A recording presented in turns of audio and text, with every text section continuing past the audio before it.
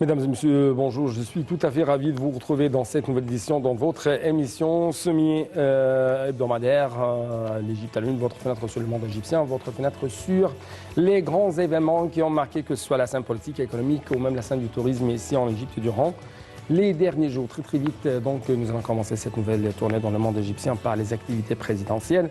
Et en fait, une séance de pourparlers a été tenue samedi entre le président Abdel Fattah el-Sisi et le président du Conseil souverain de transition au Soudan, Abdel Fattah al-Burhan, dont le palais républicain à Khartoum, où le président Sisi a effectué sa première visite au Soudan depuis l'éviction de l'ancien président Omar al-Béchir en 2019.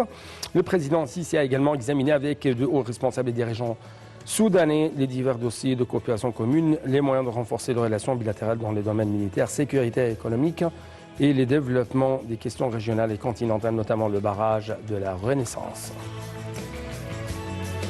Le président Abdel Fattah el-Sisi a critiqué samedi l'intention de l'Éthiopie de procéder à la seconde phase de remplissage de son méga-barrage sur le Nil. Lors de sa première visite au Soudan depuis l'éviction de l'ancien président Omar al-Béchir en 2019.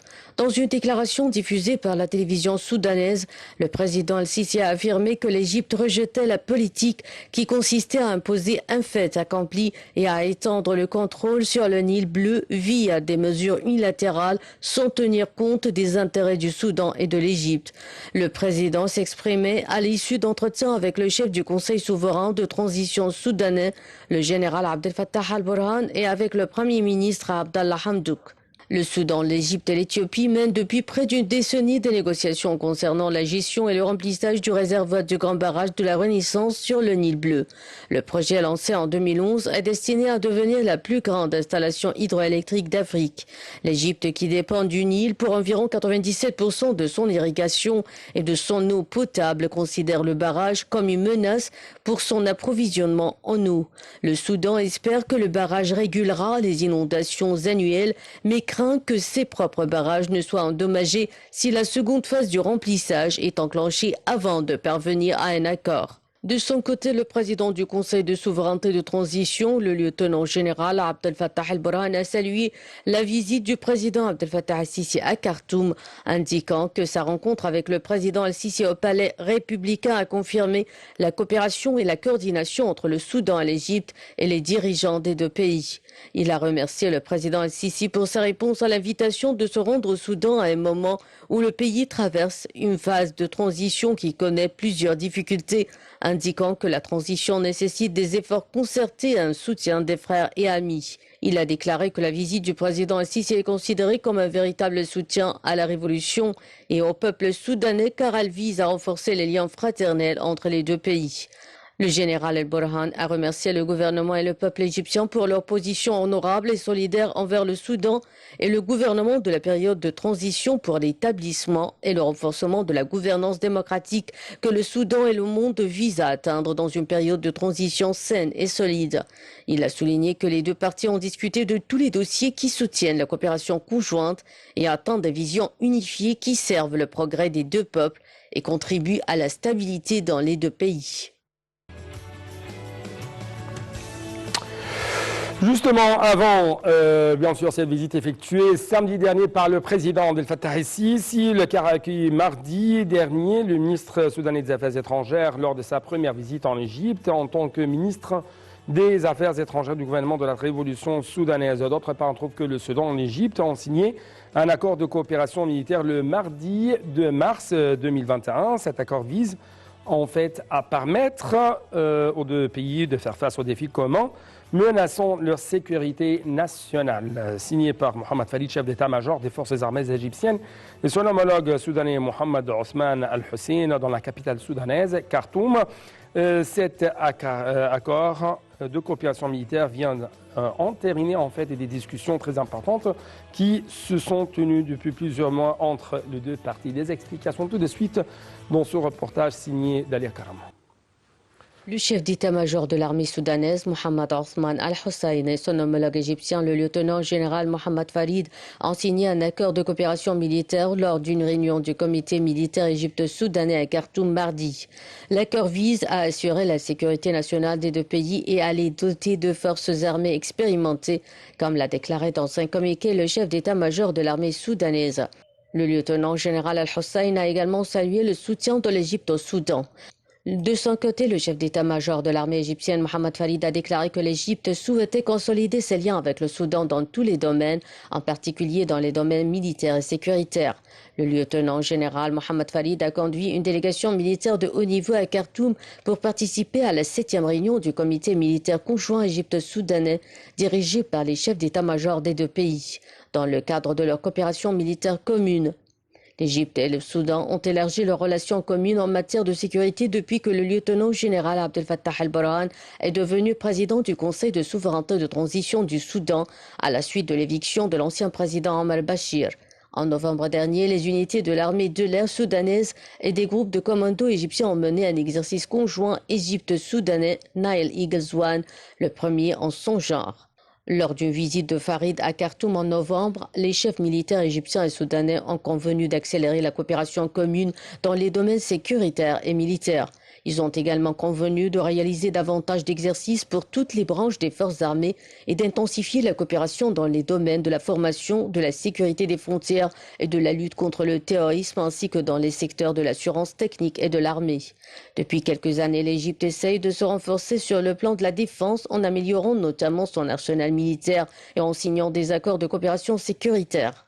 Miné par des décennies de conflits internes, notamment au Darfour, le Soudan, quant à lui, essaye de se relever de plusieurs années de mauvaise gouvernance qui ont affecté ses performances dans plusieurs secteurs relevant des fonctions régaliennes de l'État. Toujours au niveau africain, mais cette fois-ci avec la Guinée-Bissau. En fait, le président Abdel Fattah al-Sisi a qualifié de fructueux, mais aussi de constructif ses entretiens avec son homologue de Guinée-Bissau, Umaro Embalo, qui reflète la volonté politique commune de renforcer le partenariat stratégique dans divers domaines. Monsieur Umaro Embalo est arrivé en fait jeudi dernier au Caire pour sa première visite en Égypte depuis son ascension au pouvoir. Les explications tout de suite. Le président Abdel Fattah al-Sisi a exprimé sa profonde appréciation pour les relations historiques entre l'Égypte et la Guinée-Bissau, remontant aux périodes de libération nationale dans les pays du continent africain lors du siècle précédent. Le président al-Sisi a affirmé que c'était un grand plaisir d'accueillir le président de Guinée-Bissau, Umaro Sissoko Embalo, lui souhaitant la bienvenue dans son deuxième pays, l'Égypte, lors de sa première visite au Caire depuis son accession au pouvoir. Le président al-Sisi s'exprimait lors d'une conférence de presse conjointement tenue avec son homologue bissau-guinéen. Le président a qualifié de fructueux et constructifs ses entretiens avec son homologue de Guinée-Bissau qui reflètent la volonté politique commune de renforcer le partenariat stratégique dans divers domaines afin de permettre l'utilisation optimale de leurs capacités au service des intérêts des deux pays. Il a également affirmé la détermination des deux pays à ouvrir de nouveaux horizons de coopération en augmentant les échanges commerciaux et en encourageant les investissements communs. Le président al-Sisi a dit s'être mis d'accord avec son homologue bissau-guinéen sur l'intensification de la coopération en matière de transfert des expériences égyptiennes, de fourniture d'une assistance technique et de construction des capacités des cadres nationaux en Guinée-Bissau. Le chef de l'État a précisé avoir examiné les questions régionales d'intérêt commun avec en tête la lutte contre le terrorisme et le dossier du barrage de la Renaissance éthiopienne. Le président al-Sisi a souligné les paramètres de la position égyptienne dans le cadre des négociations sur le grand barrage de la Renaissance, en mettant l'accent sur le souci constant de l'Égypte de parvenir à un accord juste et contraignant pour remplir et exploiter le barrage, en tenant compte de ne pas porter atteinte aux deux pays en aval, l'Égypte et le Soudan.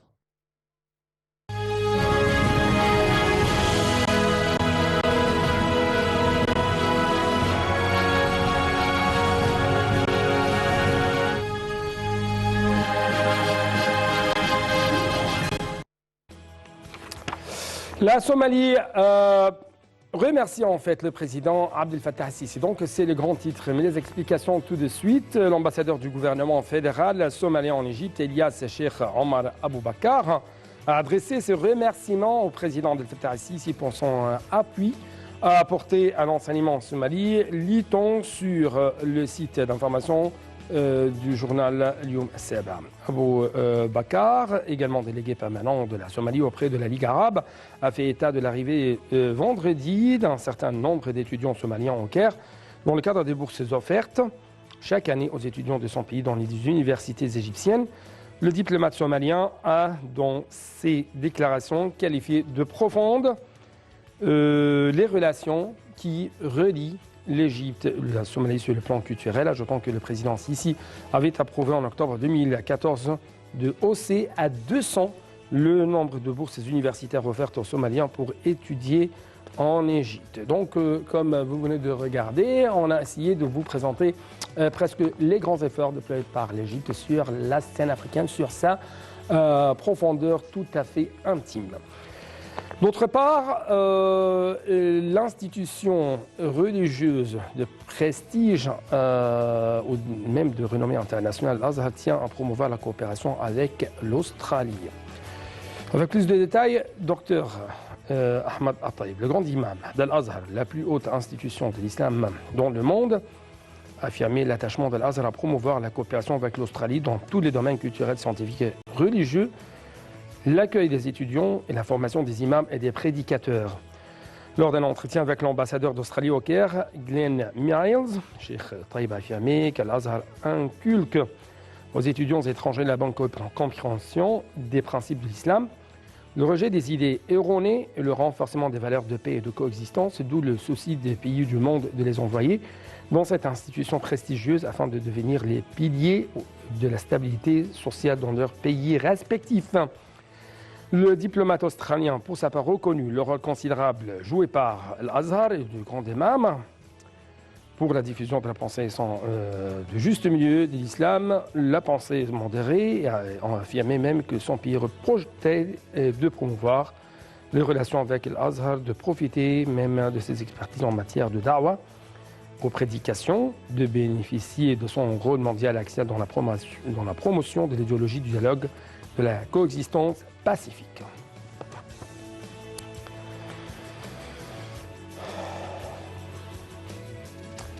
On va donc retourner encore une fois sur la scène africaine. En plus de poser un défi dans la qualité des programmes de formation, l'enseignement de l'informatique en Afrique est inégalement réparti sur le continent. Seuls 2 pays, à savoir l'Égypte et l'Afrique du Sud, possèdent de bons cursus dans la matière d'après le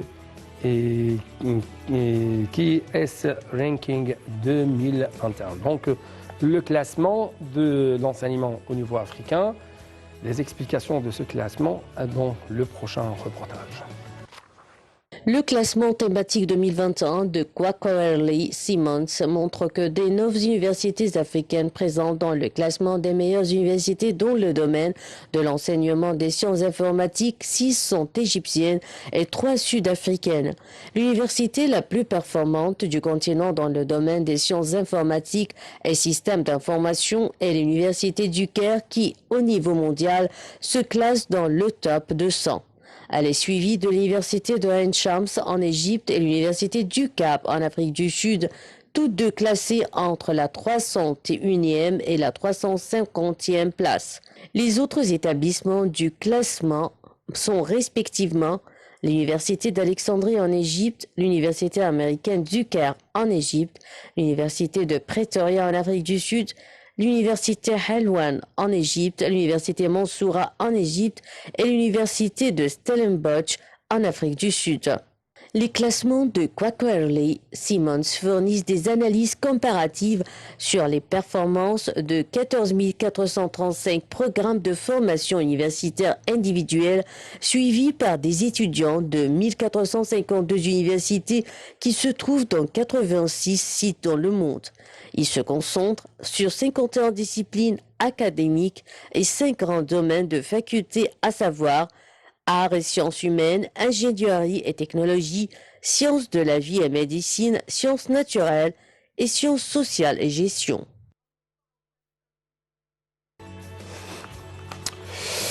Donc, encore une fois, en Égypte, l'eau est une ressource stratégique dont la gestion est un enjeu de société. Consciente de cela, les autorités mettent en place des mesures pour une gestion optimale, une préservation de cette ressource précieuse dans un contexte de réchauffement climatique croissant. D'autre part, on trouve que l'Égypte a entrepris un renforcement de sa législation afin de mieux protéger ses ressources en eau de surface et en eau souterraine. Le pays même qui est de plus en plus précautionneux sur l'utilisation de ces ressources en eau plutôt, entend bientôt préserver la biodiversité nécessaire à une gestion optimale de ces dernières. Les explications, encore une fois, dans ce reportage, signé toujours Dalia Karoum. Les autorités égyptiennes s'apprêtent à promulguer une nouvelle loi sur la préservation de la ressource en eau et l'irrigation. Cette législation protégera la biodiversité qui contribue à la préservation des ressources d'eau de surface. La future loi prévoit en effet des amendes pouvant aller à $319 contre toute personne qui coupera un arbre sur des terres publiques sans autorisation préalable. Le texte en élaboration prévoit également un certain nombre de mesures telles que la limitation des cultures consommatrices d'eau autour des petits points d'eau, l'interdiction de forer dans les eaux souterraines sans approbation préalable du ministère de l'Irrigation, ainsi que la prévention de la pratique de la pisciculture sur les principaux cours d'eau, a affirmé la Chambre des représentants. Selon la nouvelle loi, la désignation des zones destinées à la culture des plantes consommatrices d'eau revient exclusivement au ministère égyptien de l'Irrigation. Ce dernier délivrera des quitus en coordination avec le ministère égyptien de l'Agriculture et les unités administratives locales.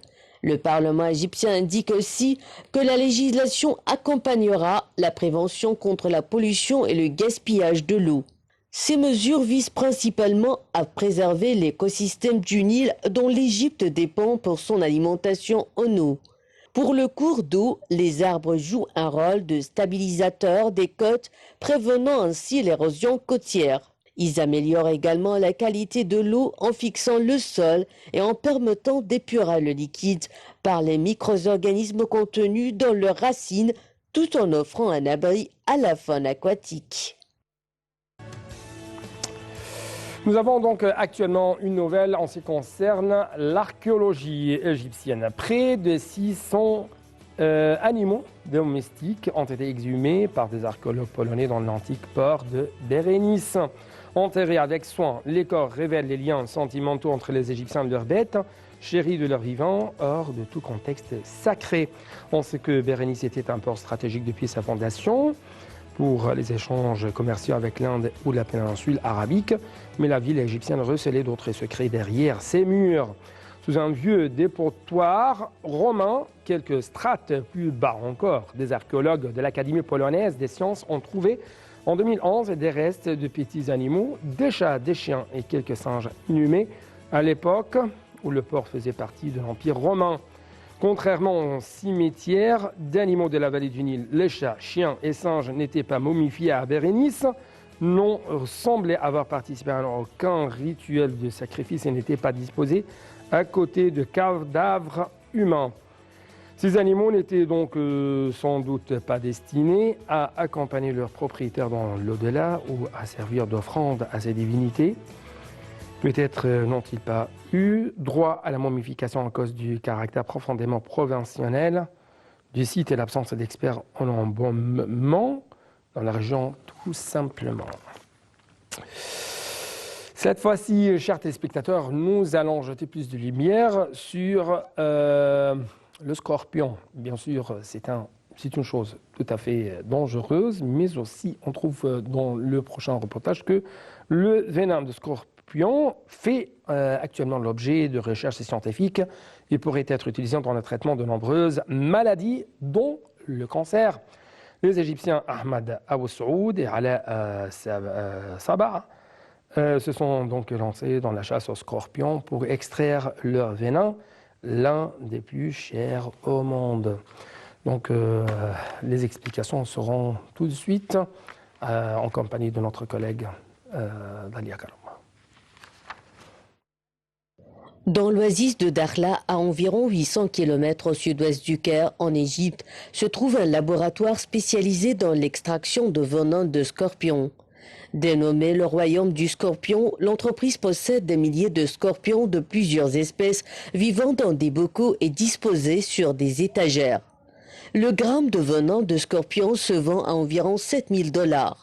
Pour extraire cette quantité, il faut entre 3 000 et 3 500 scorpions, un seul animal sécrétant moins d'un demi-milligramme tous les 20 ou 30 jours. Le liquide obtenu est séché et conditionné sous forme de poudre pour la commercialisation. Les promoteurs se sont lancés dans leur quête en 2018 en investissant plus de 312 000 $ pour créer leur entreprise. Il leur a fallu 2 années de préparation pour réaliser leur première production expérimentale. Ils ont expliqué qu'en surfant sur Internet, ils ont vu par hasard que le venin produit par les scorpions faisait partie des plus chers. Alors ils se sont dit pourquoi ne pas mettre cet environnement désertique à profit. D'après les promoteurs, l'utilisation du venin de scorpion à des fins commerciales se fait depuis plusieurs années. Cependant, la production est très souvent opérée de manière illégale ou en faible quantité. Le venin fait l'objet de nombreuses recherches scientifiques. Selon une publication du journal Biomédecine de mai 2020, les molécules qui en sont issues possèdent des propriétés médicinales promoteuses. Actuellement en test dans les laboratoires, elles pourront un jour être transformées en médicaments contre le cancer ou utilisées dans la prévention de l'activité du système immunitaire. Pour les promoteurs, transformer le venin de scorpion en un produit aux vertus médicinales contribue au développement économique de l'Égypte et lui donne une bonne image. En installant le laboratoire dans l'oasis de Dakhla, ils emploient les populations des villages environnants dans la chasse aux scorpions. Les chasseurs gagnent quelques centimes de dollars par scorpion capturé. Outre le processus fastidieux pour l'extraction d'une petite quantité de venin, les employés peuvent être exposés aux piqûres qui peuvent provoquer de fortes fièvres, voire des décès dans certains cas. Les promoteurs, qui s'adonnent eux-mêmes à l'activité, emploient et forment quelques habitants par village, et les équipes de gants, pinces, chaussures adaptées, gilets fluorescents et sérums antipoison. Lors de sa première production, le Royaume du Scorpion a écoulé jusqu'à 3 grammes de venin entre décembre 2020 et janvier 2021. Pour diversifier ses activités, l'entreprise s'est aussi lancée dans l'extraction du venin d'abeilles, ainsi que la vente de produits agricoles et de plantes odorantes. Les promoteurs, qui ciblent les marchés européens, veulent à présent passer de la chasse à l'élevage de ces bêtes venimeuses. Oui, c'était donc tout à fait très extraordinaire de voir que le venin de scorpion rapporte des milliers de dollars à des entrepreneurs. Il s'avère donc, chers téléspectateurs, que la sagesse de bon Dieu crée la maladie, mais aussi crée la remède et crée même des poisons à partir desquels nous pouvons extraire des remèdes tout à fait efficaces contre des maladies très sérieuses comme le cancer. Avec donc ce dernier reportage, nous arrivons à la fin de cette édition. Merci beaucoup pour votre fidélité et bon moment sur la TV internationale. Au revoir.